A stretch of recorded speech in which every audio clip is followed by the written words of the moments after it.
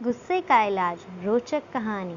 एक जॉइंट परिवार था। यह परिवार पिछले कई सालों से एक साथ ही रहता आया था। इस परिवार में कुल 3 पीढ़ियां बसा करती थी। लोग इनकी एकता की मिसालें दिया करते थे, लेकिन एक नई बहू के इस परिवार में दाखिल होने से परिवार की शांति अब खतरे में आ चुकी थी।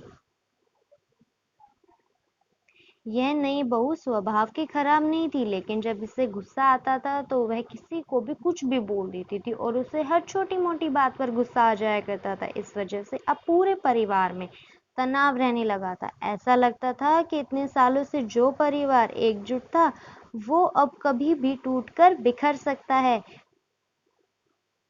गुस्सा शांत होते ही बहू को अपनी गलतियों का एहसास होता है। वह पश्चाताप करती है, लेकिन फिर सब भुलाकर अगली बार गुस्सा करती है और वही बातें दोहराती है। एक बार उनके घर एक साधु बाबा आया। इस नई बहू ने अपनी परेशानी उस बाबा को बताई और उससे कोई उपाय हो तो बताने के लिए कहा। साधु ने अपनी झोली से एक दवा की शीशी निकाली और उस महिला को देते हुए कहा कि तुम्हें जब भी गुस्सा आएगा, इस दवाई की 4 बूंदें अपनी जबान पर रख लेना और 10 मिनट तक उसे मुंह में दबाए रखना। अगर तुम 10 मिनट तक उसे नहीं मुंह में रख पाए तो यह दवा काम नहीं करेगी। साधु बाबा ने ये सब बातें उसको कही। महिला ने अगले दिन से ही उस साधु बाबा की दी दवाई का इस्तेमाल करना शुरू कर दिया। 10 दिनों बाद जब वह साधु फिर से उसके घर आया, तब महिला ने उसके पैर पकड़ लिए और कहा कि साधु बाबा, आपकी दवाई काम कर गई। उसकी वजह से अब मुझे गुस्सा नहीं आता और अब मेरे परिवार में सुख शांति फिर से पहले जैसी रहने लगी है।